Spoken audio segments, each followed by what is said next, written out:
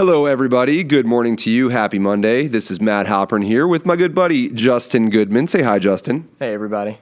And this is episode 28 of the Chocolate Croissants podcast. Thank you very much for listening. Before we kick into this, I just want to give a quick thank you to our very, very good friends and our sponsors of this week's podcast, Rode Microphones. Rode has provided our microphones since day one. They're the reason why, as I always say, you are hearing me in your ear hole right now. Our lovely voices come through because of their great mics, and that's the reason why we sound good.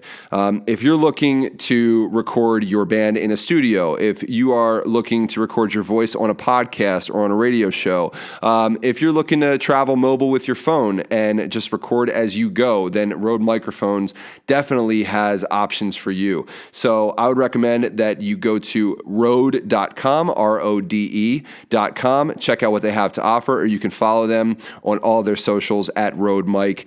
They really have been huge supporters of this podcast. They get behind the message. They get behind what we're doing here. And even in the group, in the Facebook group, they're really behind the conversations there and are super supportive. So if you have a chance, check them out on their socials, give them a thanks, and check out their products. All right. Secondly, speaking of the Facebook group, as always, we just want to do a quick nod to everyone there. For those of you who have joined recently, thank you so much for coming on board. It's an honor to see the group numbers growing and to see more and more of you communicating and engaging with each other and with us. We've had some of our guests pop in there to answer questions directly. So it's just a very, very positive vibe within the Facebook group. If you're not familiar with it, you can locate it at www.facebook.com/groups/chocolate croissants. And speaking of some people in the group, I want to give a quick shout out to our very, very good friends, Mr. Joe Hamilton, Mr. Jeff Lang. Both are personal friends of ours, but also huge supporters and listeners of the podcast since day one.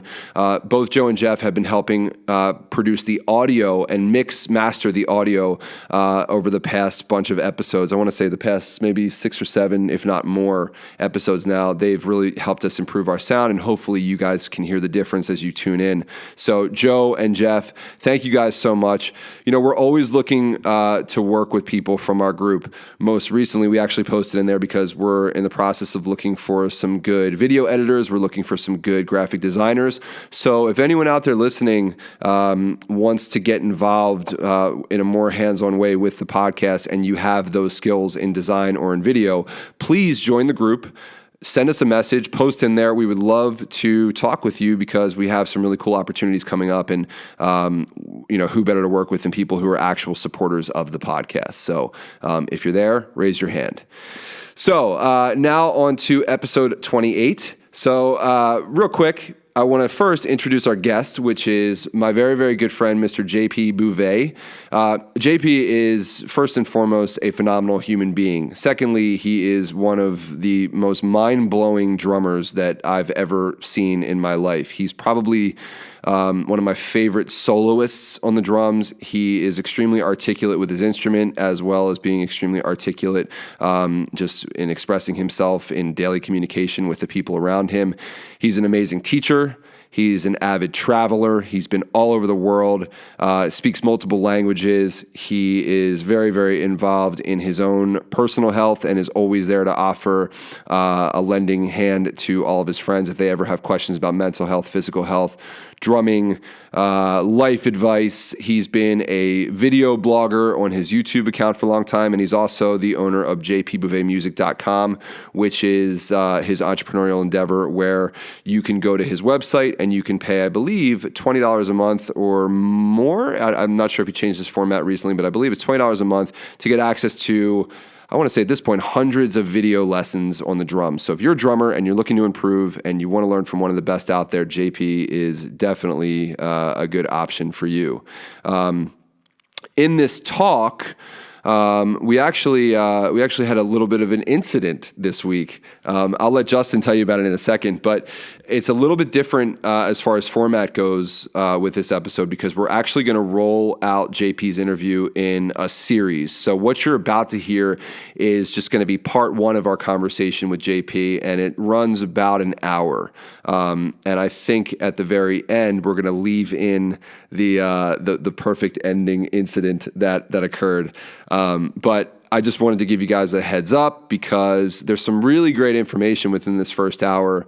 And there was some really fantastic information even beyond this, but unfortunately, due to what happened, we had some issues with the audio and we really couldn't salvage it to present it to you guys. So we're going to come back in a few weeks with part 2 with JP, and I think it'll actually be even better and probably even more fresh. But I'm going to turn the microphone over really quick to Justin, who's going to tell you the story of what happened, and then we will kick into episode 28.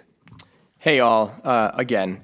I want to say thank you because most importantly, as Matt keeps saying, you've got us now in your ear holes and you have any choice you want of what you tend to consume, right, for your audio. And you've picked us, at least right now you're picking us, and we cannot thank you enough for choosing us and letting us infiltrate your ear holes. Now, on to the story.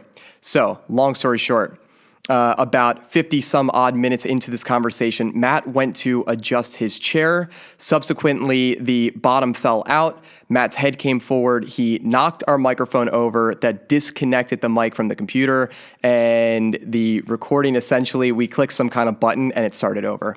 Unbeknownst to us, we lost the rest of the conversation. So we are going to present to you everything that we have, which I think is roughly 54 some odd minutes of really riveting, great content that we were really stoked about. And we had a great conversation after that, of which only we'll know about. But it's great. Somehow we accidentally also captured video of this. There's video content of this, and it's freaking great. So maybe we'll put that in the group, and you all can see the blunder. So join the Facebook group, facebook.com/groups/chocolate croissants to see it in all its glory. I have some stills that I saved on my phone, and I'll post some pictures of it, of our faces when it happened. And just to I want to clarify this story real quick because Justin's correct. We always record at Jordan's place, and he has these stools, like these 4-legged stools that we were sitting on, which is different than what we normally do. We normally sit on the couch, and we were like, oh, let's stand up today. We're on Skype. It's going to be cool. It's safer. So I go to scoot my chair forward. One of the legs just completely gives out from under me, and I slide forward in my seat. As Justin said, my head perfectly knocks into the microphone, which then falls over and pretty much just screws up the whole thing. And you can actually, like I said, you can hear it happen at the end of the podcast. So when you hear that big bang, that's what that is.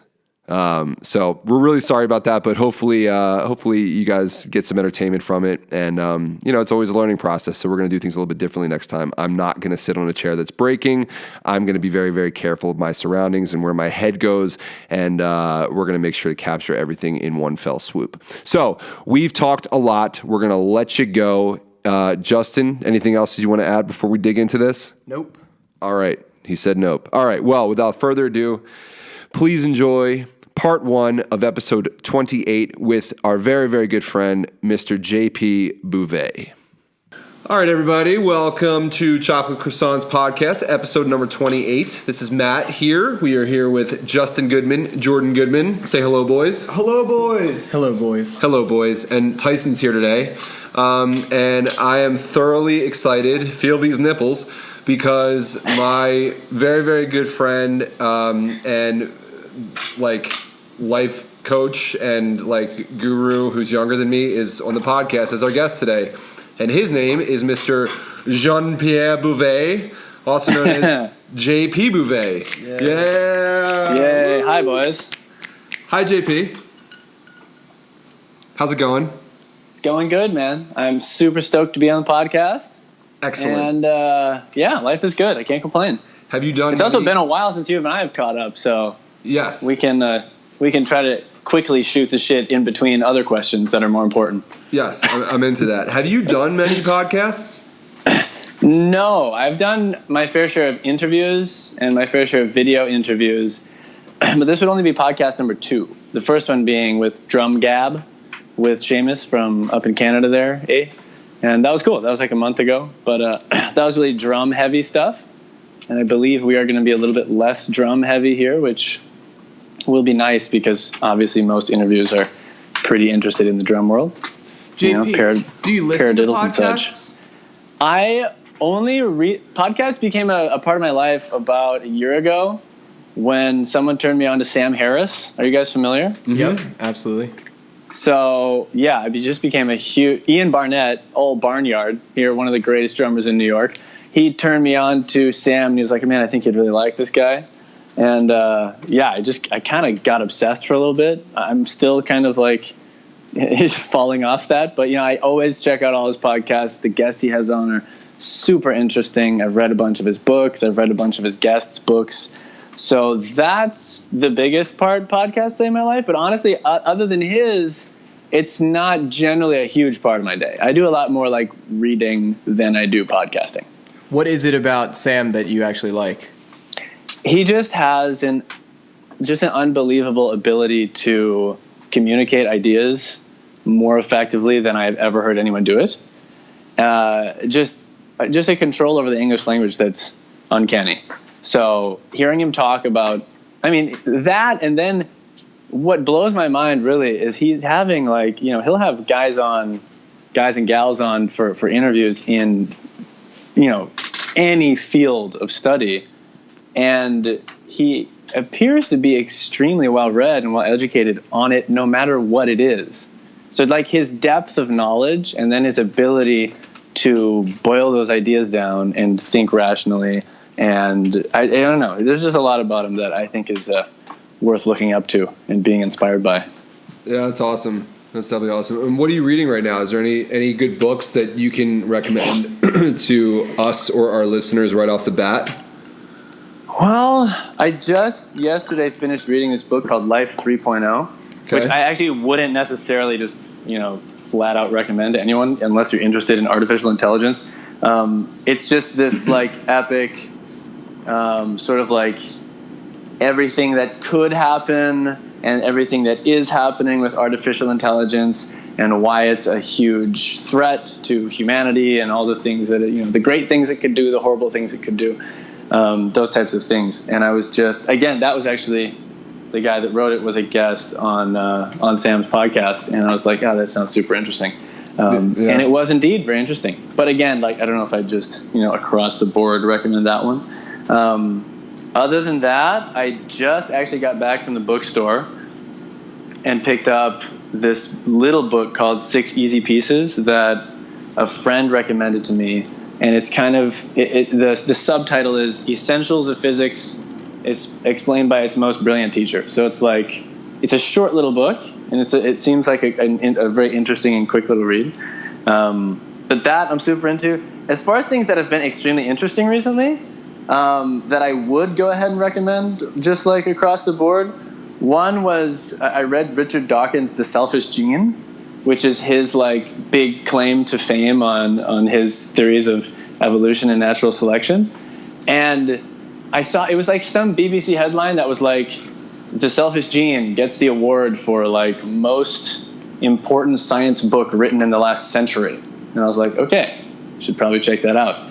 So that was super interesting. And then this other book that's really relevant right now if you live in America. If you live anywhere. But it's called On Tyranny by Timothy Snyder. And it's this short little, it might be an hour and a half read tops. And it's just this really interesting book. The subtitle is 20 Lessons from the 20th Century. And it's just reading into how tyrannical leaders first start getting their foothold and how authoritarian governments begin and what are the early signs and what can one do to recognize it and what can one do to combat it and what should one absolutely not do to help accidentally usher something in that they don't want. So it's just very enlightening kind of read there. That's awesome. Those seem like great suggestions. Seems like a lot of it is rooted in science. And, it seems like a lot of it is rooted in the human world. What am I looking for? How to be a well-versed, well-rounded, up to date human based on what's happening in our current world. Let me ask you a question. When do you typically read? Is that part of like a morning routine or a morning ritual? Do you do it before bed? Do you like schedule time every day? What's your schedule typically like? Because I remember talking to you a bunch of months back, and I remember you telling me that you were really getting into bone broth at the time. Yeah. And you would wake up and you would have your bone broth, or you would have your tea, I think, and you would sort of like journal a little bit in the morning. I'm just curious, like, one, if reading and discovering these books is a part of that or stem from that, and then two, what your typical routine is like when you are at home. Right. Yeah. So as you know, like the typical routine can get easily washed away the moment you leave town. Yep. So this past 6 months I've been out of town most of the time on various trips. We just did a month in Australia and New Zealand with my band Childish Japes. We did a month. I was in China for a month doing clinics. Earlier this year was another Generation Axe tour in Asia. So it's been a ton of in and out. So I just got back 4 or 5 days ago, and I have no plans to leave besides holidays for the really for the foreseeable future. Like something will come up, but definitely not in the next 4 months. And that is such a novelty right now, and it's something that I'm so excited about every day for the very reason that you're describing. It's like I can finally settle into a new routine and just get kind of a normal life going on and really treat myself how I want to treat myself and do the things that I really want to do. So I've been trying to kind of figure out these last few days since I got back what the new routine is going to be. And the closest I have right now is that, 4 or 5 days a week, I want to be at the gym. And I really especially right now, since A, I have the time because I'm not super busy right now, and B, because I just have this increased appetite for learning right now, I'm really trying to make time every day to read. And the way that it's kind of been panning out the past few days that I think will continue, because I think it's a really nice start to the day, is I wake up, I eat a big breakfast. My girlfriend's a nutritional therapist and a self-proclaimed health nut. So it's like we're like pretty into the healthy food thing. So we'll have a big, good, healthy breakfast, and then I'll either go straight. This is where I'm trying to figure it out, but I'm trying to fit in like a chunk of meditation in the morning, and then like an hour or so to just read right after breakfast and digest and chill, and then get at it and maybe answer some emails, go to the rehearsal space down the street and practice. And luckily, as of late, they've constructed a bunch of cool little food stalls in the building next to my rehearsal space. So now I have a place to eat lunch down there, which makes it a lot easier because I don't have to like 15-minute walk back, make lunch for 20 minutes, eat lunch for 30 minutes, and go back. So that's making things a lot easier. So I think that's kind of the plan. Wake up, eat, meditate, read, shoot off some emails, go to the rehearsal space and work on whatever needs to be worked on, play the drums, edit the new Childish Japes album, whatever it might be, rehearse with people, jam with people, and then from there, figure the rest out. So JP, you mentioned meditation, and I know more and more people are becoming interested in it or hearing that word or mindfulness, and it means different things to different people. So can you kind of dig into what it means for you and how that plays out for you each day? Yeah, definitely. I think so far on the surface, we've painted me as a complete trend-following hippie, but I don't care. Fuck you guys. No, but there's so much good substance in all of these things, right? And it's so easy to step over the line and become like a fad vegan or something, or like a fad I do yoga or soul cycle or whatever it might be. But the thing is, I don't really have a problem with those people. Sometimes I laugh at them, and sometimes I laugh at myself because I find myself kind of in that category just based on my hobbies and stuff. But there's so much good to it. So on the meditation front, I guess I got kind of turned on to it like more seriously. It kind of, come in and out of my mind for a little while. But about a year ago is when I actually got turned on to it in a more serious way. And it was by potentially an unlikely suspect, which was Kyle Cease. And Kyle Cease, are you guys familiar with Kyle Cease? Mm-hmm. You are? Yes. Awesome. So he was my favorite comedian, actually, when I was like in high school or early college. And then he just like hung up the mic and stopped doing stand-up and started doing these transformational seminars and started getting really into self-improvement and those types of things. And he did it in such a transparent and sort of haphazard way, because he was just really figuring it out for himself as he went, and he was really open about the process and what he was learning. And I was super inspired by him, especially around the time that I was like 21 or 22, like right after the drum off. I remember just being like, Kyle Cease, man, this guy's like so inspiring, And JP, sorry, yeah. Sorry to interrupt you, but isn't he the one who gave that motivational speech where he talks about like relationships, and he says that people hang on to certain parts of relationships, like going to the movies, going to dinner, they get hung up on those things, but they forget to realize, or they fail to realize, that those are all things that they can do with other people, and if they're not with the right person, they should not hold on to those things. Wasn't that his thing? I haven't heard that, but it sounds like it could totally come out of him. So I'm on board. It probably was. I haven't seen like everything he's done, but it sounds pretty on point. Okay. All good. Yeah. Anyway. Yeah. So about a year ago, I had kind of, fallen out of following Kyle Cease for a few years. And then there was some random thing that I saw floating around Facebook, and I was like, you know what? Let's see what he's up to. And it was this video, like an excerpt from one of his weekend seminars. And he was saying to an audience of a few hundred people, he was saying, okay, tomorrow morning, I want you to wake up an hour early, and I want you to just sit with your eyes closed. And that was his challenge to the room. And then he goes on, and of course, he's really funny about everything. And he's explaining, like, I remember how he worded it. He's like, I want you to sit there, close your eyes, and watch the show. And as I tried it the next morning, I realized how perfect of a description that was. Because that was like, an hour is a really long time for anyone to meditate, but especially someone who doesn't meditate.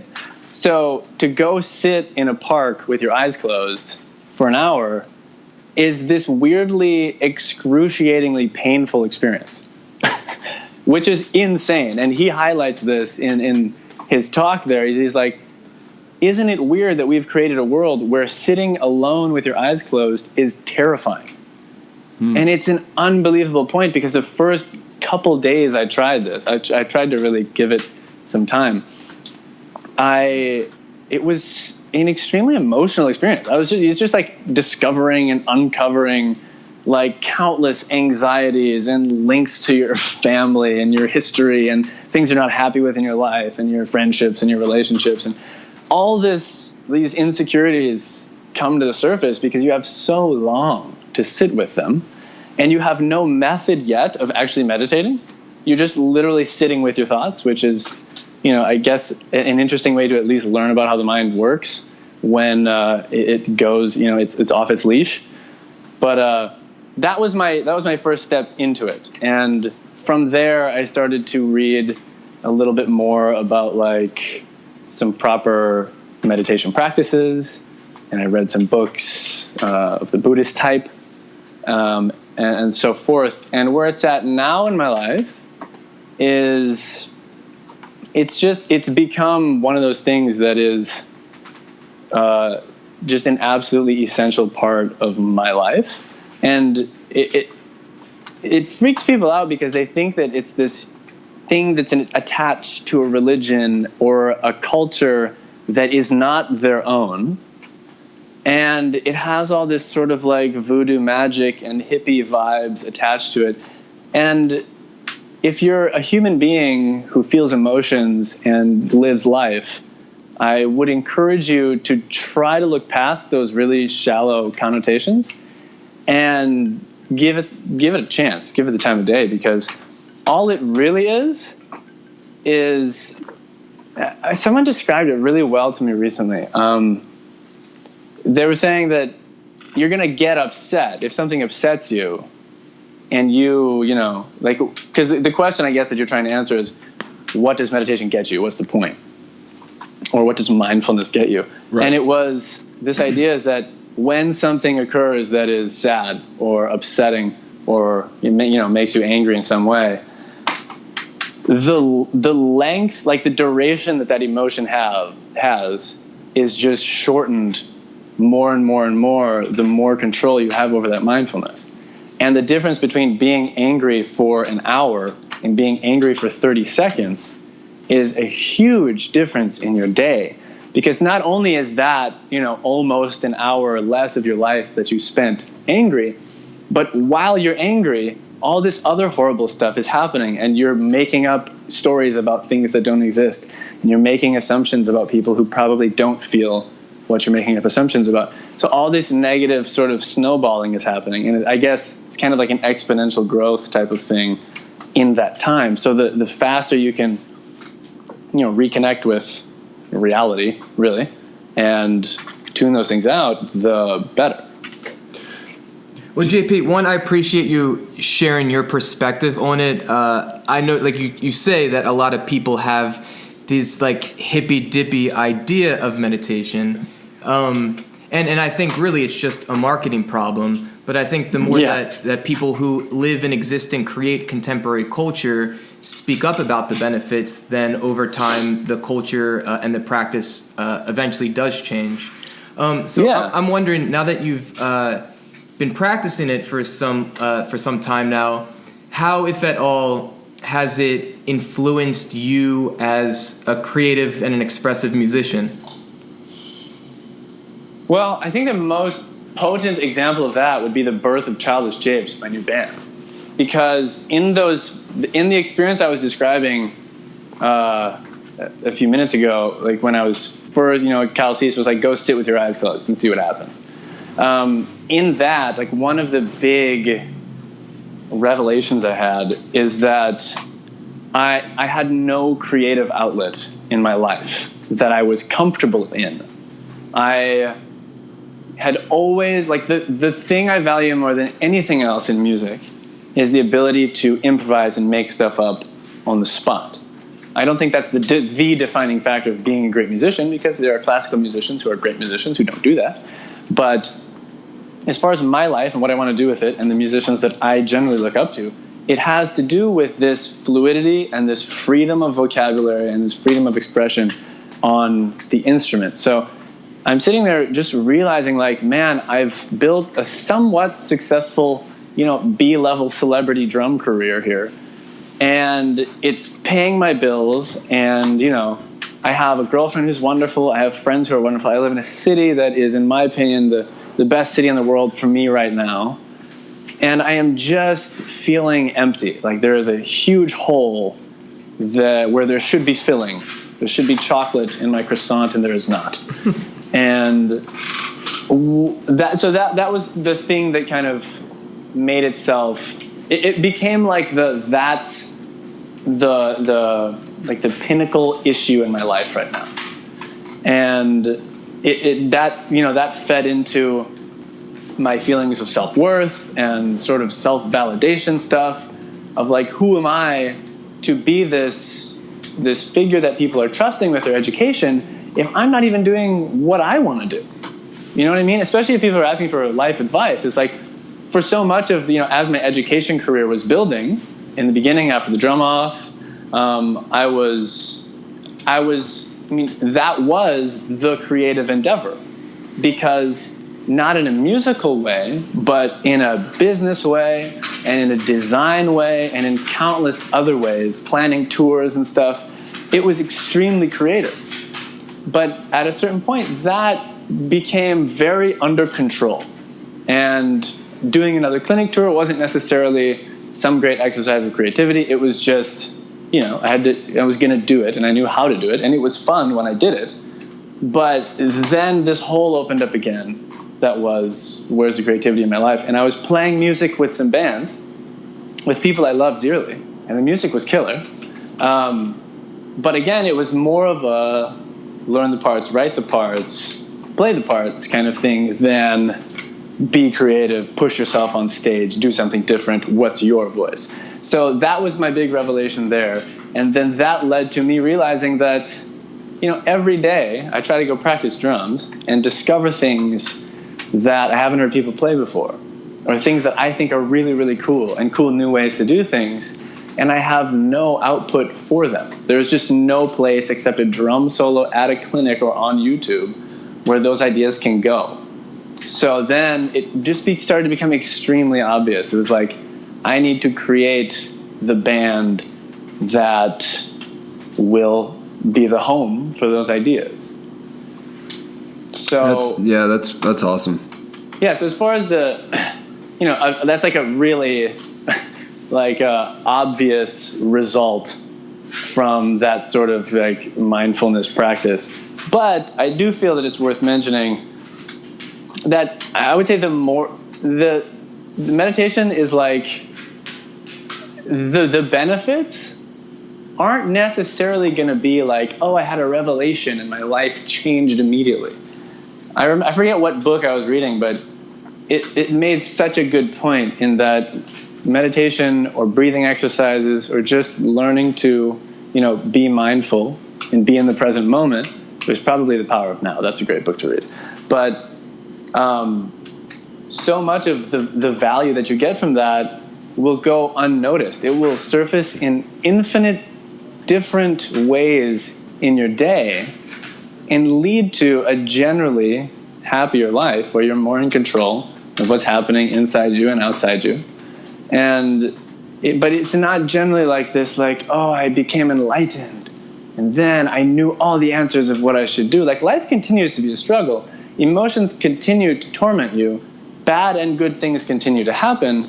But if you have that as a part of your life, then you can go check in with your demons, make sure they're in the right place, and you start to befriend them and just like be happy with who you are.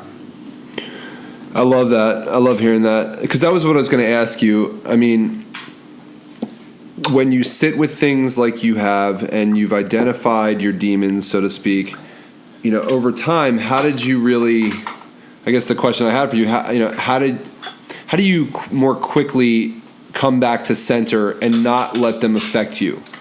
I find myself a lot of times in my own head, and I'll be thinking about this one particular thing over and over, and then you create these sort of scenarios that aren't real and these false realities that aren't real, and it's very easy to just get caught up in that, and then it affects your body. Like, I'll get nervous in my stomach, or my chest will get tight or something like that. You know what I mean? And that's the kind of thing that I personally really want to avoid. And I know a lot of our listeners struggle with anxiety that comes from overthinking.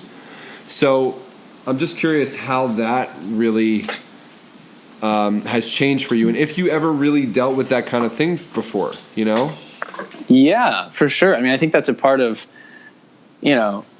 every minute of every day. To some point, your body is reflecting the anxiety within you, whether it's, you're thinking about what restaurant you're going to eat at, or you being on stage and being freaked out about, you have to perform in front of this 100 people or something. I played a show last night subbing in for the drummer in the band Iris Loon, and I still get nervous going on stage, especially in this case. I had learned 45 minutes of material to play this one show as a sub and then probably never play with them again. So it was all new material. They played at tracks, they play with clicks, things that I'm triggering and stuff. So it's a little bit high pressure in that sense. And they're, good friends and people I really respect, which makes you feel comfortable because they'll love you either way. But at the same time, there's a weird thing about playing in front of your friends and family that makes it even more nerve-wracking. But I think you are getting at a really interesting point there, because you're describing how this feeling of anxiety makes you, the internal feeling makes you externally tense, or makes you, like your back will get sore all of a sudden. You're grinding your teeth, whatever the manifestation is for different people. Yeah, it can make it makes a lot of people physically sick. Yeah. to where they, Yeah. you take a deep breath even, and it doesn't really suffice. You feel this nervousness in the pit of your stomach, and I'm sort of describing how it manifests within myself. When I get anxious, I don't really grind my teeth. I don't really, my back doesn't get tense. I feel it in my gut. That's how I feel it, and it's a sick feeling to feel that way. So I want to get past that, and really have a method that I can rely on. And I think a lot of our listeners probably are curious about that too. Yeah, I would say what I don't have is the cure-all, because I don't think there is one. I mean, I think you still get nervous through your whole life, but what I was getting at is that you were talking like internal to external, but I think if you think in reverse, a lot of times that's a helpful tool, especially if it's something where you're not necessarily in the spotlight, in the moment, like in the middle of a song freaking out. But if you think about, okay, your feelings make you tense. Well, then a breathing exercise that relaxes your body could then, in the reverse way, relax you, the anxiety, the feelings that you're having. Sure. Because those things are so linked, and I really do think they are. Yep. So, like one simple breathing exercise that you could consider a meditation if you weren't afraid of the heebie-jeebies of that word would be this sort of body scan. And you sit somewhere comfortable and you breathe in, your eyes are closed, and when you exhale, this is actually something I learned from, this is extremely relevant. I learned this from a friend's father who does therapy for people who have stage fright. Oh, is that Laura's dad? Lauren Desberg, yeah. Yes. And the exercise he described was you're laying down or you're sitting down, whatever, your eyes are closed. You breathe in and you think of one part of your body at a time. You think your eyes, and you think on this exhale, all the muscles that are involved with my eyes relax. And you inhale, and you think everything involved with my nose relax. And then your mouth, and then your ears, and then your cheeks, the back of your neck, the top of your head. And as you do it, you start to, it becomes amazing where you find tension. Like, because you wouldn't think that your nose was a place where you could even hold tension. But when you think of relaxing those muscles, and you're taking a deep breath and you're having that deep exhale, you'll be like, wow, I just relaxed my nose. I didn't even know that I could, but apparently I was holding, the muscles were being used there. And then you get to your back and you get to your arms and stuff. And by the time you've really focused on that, two things have happened. One, you have just physically relaxed your body. But two, you've stopped thinking about the, invented potential catastrophe that you're fearing about going on stage or whatever it might be. Mm-hmm. Because it's the weirdest thing. I've always thought that it's the weirdest thing to consider having a physical reaction to something that you're nervous about in the future. Because if you zoom out, it's that you've imagined something bad, like you've imagined a monster and then actually started sweating at the thought of it, which is just insane. But we all do it, but it's just such a crazy thing. But I think that kind of reverse, like thinking out to in, okay, if I can calm my physical, my extremities and relax my muscles, that's actually going to tell my emotions that it's going to be okay. I mean, that's where I would start. JP, I'm really glad you shared that example. I think it'll be really helpful for a lot of the listeners for a bunch of different reasons. One being that I think just in our culture in general, we tend to just focus more on the physical self because we can see it and it feels more tangible. But of course, there's all these different aspects to our beings and our experiences. And I think to understand and to experience that, to your point, the mind and emotions and the body are all connected. They're interconnected, and they all influence each other in very direct ways. So I think it's really cool, the idea that we can focus on the body, and then in return, our physiology will literally change, and that influences our emotions and our mental world. Also, though, there's this saying where attention goes, energy flows. And the big idea there is that we are ultimately in control of where we place our attention at any point. So for you, you may be feeling some pre-show, anxiety, but you're making a conscious decision to do this body scan exercise. And as you said, one of the benefits is that it actually gets your mind off of the things that was creating anxiety in the first place. I think that's another benefit to the meditation practice, is that you start to really increase this observer piece within you and realize that ultimately you are the one behind the wheel, but it's ultimately up to you to actually take the wheel and steer it yourself. I like that. And tell me again what the phrase was you started with, attention, where what goes attention? Where attention goes, energy flows.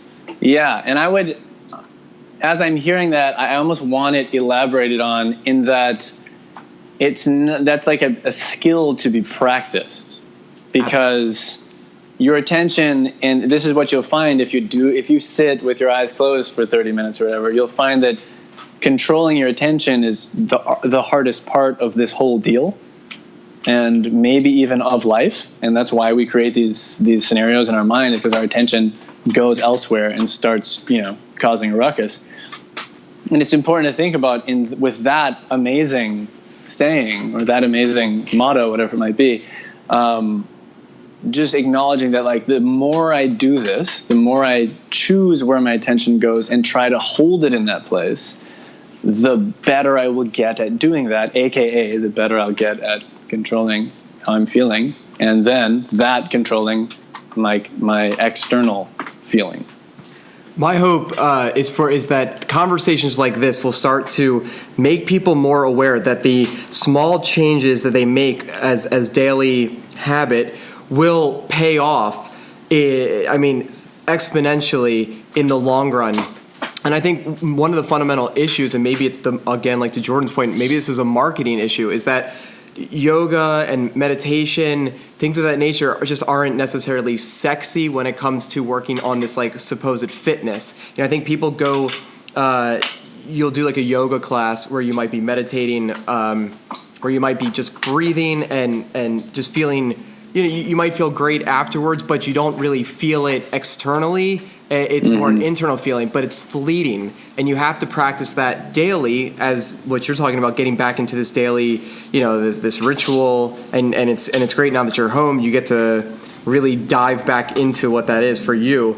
And I think it's unfortunate that people will go to the gym just because they can see the external muscle, yet they don't realize how much benefit there would be if they were to practice things like, meditating on the daily, for what will happen, in the future when they'll have to call on these practices to help them, to your point. Yeah, and to someone who is new to the idea or resistant to the idea, I would present this metaphor that it's super common for people to be going to the gym and training their body for,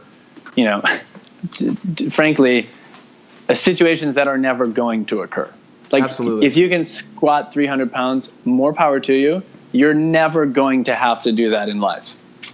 So if you think of meditation or breathing exercises or mindfulness as mental exercise, it's an exercise that is arguably more difficult because of the sort of complexity of your mind and just trying to keep it on track. And this is a tool that you're going to use in every minute of every day of your life. Of course, I'm a huge advocate of physical health. I mean, they're, like you said, they're extremely interconnected. But to someone like the person that you just described, who is, going to the gym, loving that they look great, but really struggling on the emotional front of their life, to look at it in that light might make it a little bit more of an appetizing endeavor. Yeah, I like that a lot. I think that's going to be very helpful for people. It's something that I'm going to try as well. And it's funny, when I got to talk to Dr. Desberg myself, I don't know if you remember this, but we stopped by the house when we were in LA. Do you remember that? Yeah. And you were like, yeah, he's a great guy. Just, if you sit down, be ready, because you'll be in a 2-hour conversation with him. And I was like, oh, no, it's cool. I'm just going to, introduce myself quickly. And then 2 hours later, I walk outside and I'm like, hey, guys. We're like, where the hell have you been, man? Yeah, it was a pretty amazing conversation, though. And, I learned a lot from him. But that's a great exercise for sure. Yeah, and you can bring this mindfulness thing. It's not like you have to sit cross-legged on a mat in the middle of the woods to do this. Like, my girlfriend had a great idea. She's studying acupuncture, getting her master's in acupuncture. And what's so cool about the program that I'm super jealous about, that I wish every educational program had, is that given the nature of being a healer for other people, you kind of have to have your own shit figured out to a certain level. Like, there's so much subconscious communication between bodies that, like, if you're a nervous, anxious, emotional wreck and you're trying to help someone, that's going to impede your ability to do so. So they have, like, meditation class and Tai Chi class and all this amazing stuff that is just so helpful. And something she shared with me this morning when we were walking to the train together before we parted ways was, she was just like, yeah, I've been doing this sort of walking meditation. Because in New York, you walk a lot. So she's like, yeah, I take 4 steps, I'm breathing in. 6 steps, I'm breathing out.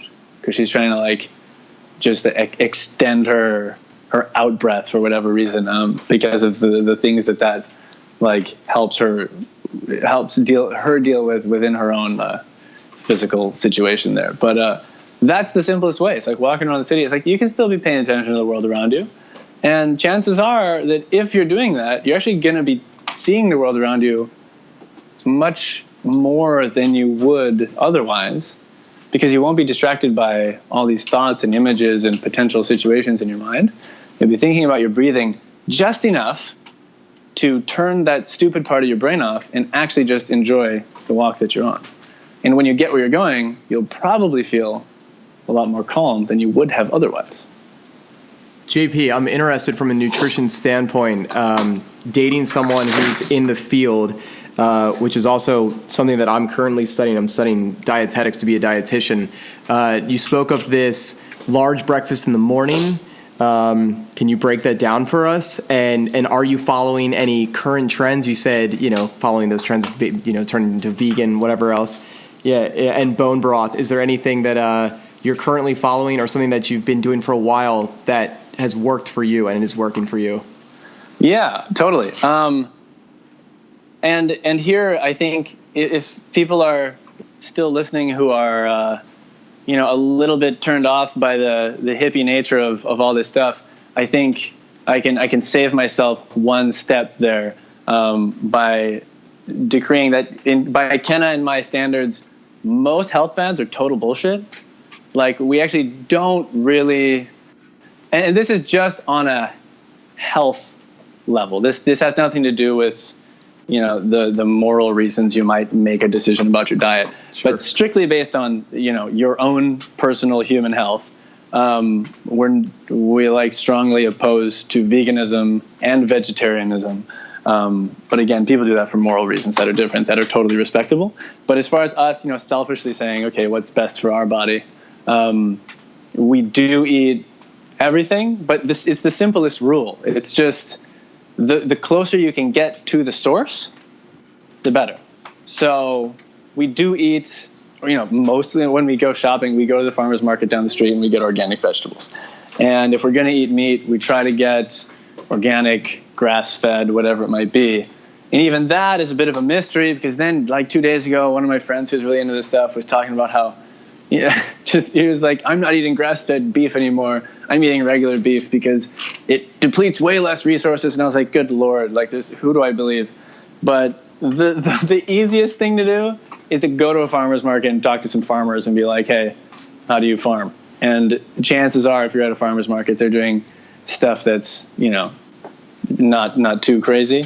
So that's the way to keep it easy. And if you're thinking about, like, okay, as close to the source as you can get, and then you think about, like, all just myriad bullshit stuff filling the shelves, even, breakfast cereals like that, you can't look at a Cocoa Puff and identify, like, it doesn't resemble anything in nature, right?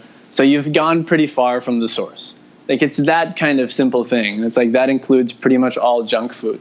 And then a couple other super simple rules that if you followed would, like, totally change what you ate just by accident would be not eating any refined sugar and avoiding a handful of oils that are really bad for the body, that are toxic to the body, like canola oil and vegetable oil, and those sorts of like really cheap, sort of man-mangled hydrogenated oils.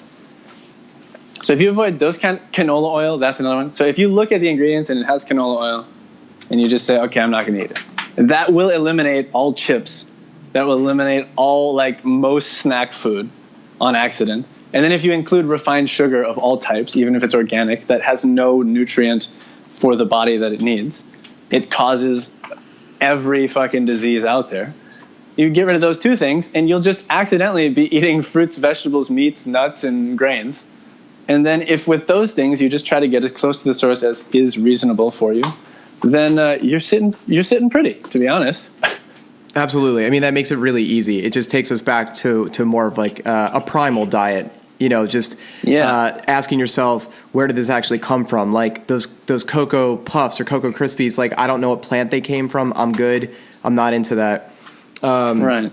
How hard is it for you when you're traveling to, like, let's say you're in an Asian environment, right? And vegetable oil is very common, or an extremely sugary condiment that would be used, like like an oyster sauce.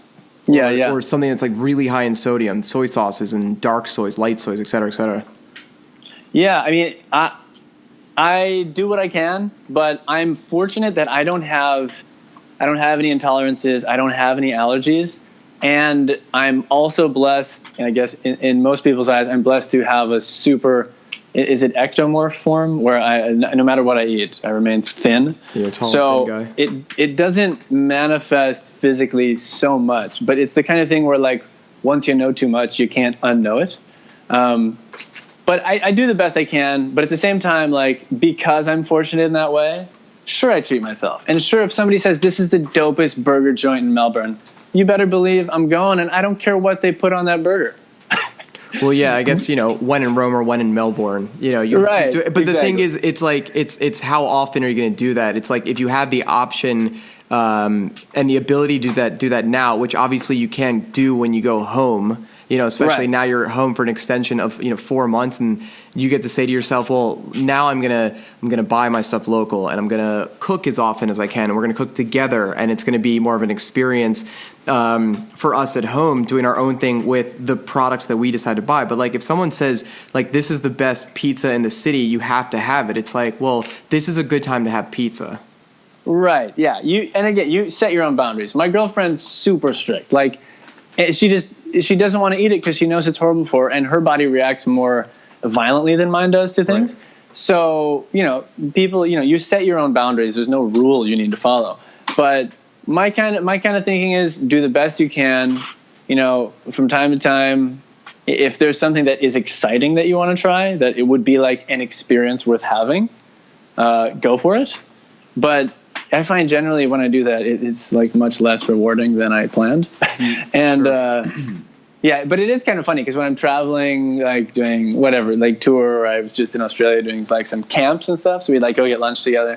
And I'm like telling people about my, my girlfriend's a nutritional therapist, and like, we eat super healthy at home as we're like scarfing down like some totally mid-quality burger and fries. And I'm like, I make exceptions when I'm on the road, but like, at home, like, I'm killing it, So it's funny, you do what you can. A lot of the food in Australia is really good, like really tasty, Yeah, and no, it really is. And I find for the most part, like your standard burger is going to be of better quality than what you would even get in the States. Yeah, and that's not even really a great example because you can get an extremely healthy burger. Totally. Like there are some spots around New York, and there's a spot we went to in Perth, a couple places where it's just like they, all they're doing is letting you know that the ingredients that they use are of a certain quality, and then you're good to go. Like a burger in itself is not a food that is bad for you. It's just that most places that serve burgers or whatever, that type of fried American food aren't too tuned into that. I think it really has, and this is very similar to all the topics we've kind of touched on thus far. It's really just playing the long game. I think for most people, they struggle seeing the big picture of like, when I'm 70, will I be mobile? Will I be feeling great? Or will I have all these diseases? And it's like, it's this accumulation of each time you eat something, or each time you wake up and decide to meditate, or go get physically active, or stretch, work on your mobility, play your drums, right? Play your instrument, whatever it may be. It's like over the course of, say, the next 30, 40, 50, 60, 70 years, you'll see the benefits from all of these things exponentially, right? It'll just keep going and going and going. And I think people with things like food, for me, I generally see the issue is that the behavior is just that, well, I can't really think that far in advance because all I'm thinking about is what I'm going to do right this second.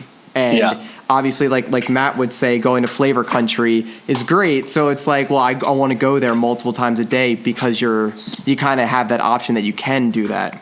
But that's not necessarily serving us in the long haul. So I think what you're saying and what you're actually doing is the best way of being flexible and being kind to yourself when it comes to these things of, well, when I'm home and I can control it completely, I do what I can.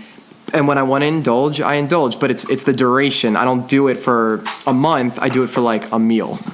Exactly. And then this ties in, like, because when I'm thinking about health stuff, I'm like, what's going to take me out? You know what I mean? Because like, I try not to ever skip leg day, because my grandpa, there was a certain point in his life where his legs, he was totally healthy. His legs just were too weak for him to lift himself like confidently, and suddenly he's chair ridden, right? Totally cool, healthy guy, mind sharp as a tack, right? So because of something like that, I'm like, shit, like I'm susceptible to that taking me out. I'm a tall, skinny guy with chicken legs. I need to make sure that I've got that, that front covered. So you can look at it on the, food in the same way, but then you get this the piece of the puzzle that comes in, and you start to learn about how much disease and like how many horrible things are actually caused by stress. And then you think, okay, like how much stress will I allow myself to have about my diet before I'm having negative, results here overall. Like, sure, I'm eating healthier, but I'm stressing so hard about what I'm eating that I'm actually like doing more damage than good. Yeah, that's so there's obviously a balance problem there. I don't think that if someone were to be like, man, thinking about eating healthy stresses me out, so that's why I just eat, chips and gummy worms. I'd be like, okay, like you're kind of full of shit. You're just making an excuse now. But, there's definitely a balance in there where like if you start freaking out because you're in a city and you can't find something good to eat, and then, you just got to, find a balance, weigh your options, and do the best you can, and then move on with life and enjoy it. Yep. Well, so this is a good point to dig into another sort of a couple topics that I want to tie together here, which is you really love to challenge yourself. I've seen you put yourself through some pretty trying adventures. And two things that I want to talk about, which are completely linked, are the fact that one, I know that you travel the world by yourself quite often. You've been pretty much all over the place, many times alone. But something that I don't know if many people know about, unless they follow you very closely, is the fact that you pushed yourself to travel to Europe by yourself, book your own drum clinics, book your own drum lessons, and teach solely speaking in French. Yeah, that was a good time. It was, but I want to talk about the motivation there and what pushes you to not only like get out and see the world alone and not really worry about a travel buddy and feel confident in yourself to be able to get around in these countries and these lands that you are completely unfamiliar of, and then also where you get the the drive and as Justin just said, sort of the audacity to push yourself to be educating native speakers of the language that you are not a native speaker of, teaching them on the drums. Like, how does that happen? And what drives you? Yeah, well, okay, there's a couple factors there. One, my full name is Jean-Pierre Didier Bouvet. So if I have that name and I can't speak French, there's a certain amount of shame that comes He's a along with hack. that. He is a imposter. But so I always, I studied French in high school for 2 or 3 years, and subsequently forgot most of it. And then I really wanted to start learning again. And a big part of that was, like I mentioned, my grandpa at the time was becoming much more frail, and he's from Mauritius Island, which is a native French-speaking place. And my father speaks French, and I knew he would be extremely proud of me if I became fluent. And I also just wanted to do it. And I knew that, because the thing is, I am a driven person, but I struggle to be driven without a goal. And I know that about myself, and I think it's a fairly common thing. So the best thing you can do for yourself in that case is create a goal that is, ideally pretty terrifying. Hi guys, Matt and Justin back with you. We hope that at least what we captured before Matt's blunder was riveting and inspiring, as inspiring to you guys as it was for us. So with that said, there will be a second part coming in a few weeks with JP. We want to thank him. He was great, and he was very concerned about what happened in the moment. Aside from that, we want to thank Rode Mics again, Rode Microphones, Rode.com, RODE, Rode Mic, MIC on all of their socials. Thank them for their microphones being as durable as they are. In accidents happen, and you got to roll with it. So thank you, Rode. You guys are great. And now Matt is going to do the classic Jordan Goodman outro. So guys, we really appreciate all of the response we've gotten so far. If you have a second to hop onto iTunes, we would really appreciate a rating. We would really appreciate an honest review from you. Just share your honest thoughts, whatever they may be. It really helps us to get noticed by more people as we start growing as a podcast, which we've been doing over the past couple weeks, and as we start working with sponsors. To get in front of more people, to get more feedback is really paramount for the continued expansion of what we're trying to do here, which is just educate people, help people, and have great conversations with as many people as we possibly can that can hopefully provide value to all of your lives. So if you have a second, again, hop on iTunes, give us a rating, give us a review. If you consume your audio like I do on my phone, whichever podcast app you use, I personally use the Apple iTunes podcast app. You can just go there. You can search for chocolate croissants. It'll come up right in the top of the search. We would love it if you would subscribe to our podcast. That way you can consume what we do offline. If you are home early Monday morning or Sunday night and you got your phone plugged into the Wi-Fi, then our episodes will automatically download into your phone and you won't have to use any data then to listen to what we have to say throughout the week. And that's always a good thing, to not waste your data. So give us a subscribe, give us a review, give us a rating. Don't hate us for my folly of knocking into the microphone. And join us next week, because I am very excited about our guest. He is a very, very, very good friend of mine as well. He started off, I don't want to say too much now, but he was the guitar player of a band called The Faceless. He is an incredible human being. He's probably one of the most widely sort of revered and respected guitar players in the current metal scene, although he by no means is just a metal guitar player. This dude is as versatile as they come. For those of you who don't know already, the guy I'm talking about is my very, very good friend, Mr. Wes Hauk. He is one of my best friends, and he's a veteran, and we have a lot to talk about. So I think it'll kind of be a combination of a very funny episode as well as a very heavy episode, given some of the conversations we've had and some of the experiences we've had together. He's like my big brother, and I love him dearly, and I'm excited for those of you who don't know him very well to learn more about him. Very, very lastly, again, just please, if you have a second, check out facebook.com/groups/chocolate croissants. We're going to take questions for Wes and his episode in there all week. So head on in there, post your questions, look for the thread, and we'll be more than happy to field these questions for you once we have him on the podcast. And again, we have a lot of interaction and a lot of engagement there. So if you're looking to get more involved with what we have to say and what's going on in the group, it's a perfect place for you. So head on over there. We'll approve you and we'll get you in. So yeah, thank you for listening to episode 28. We are going to head out, and I hope you guys have a fantastic week, and we will see you back next week with episode 29. With that being said, I'm going to do my best Jordan Goodman impression by saying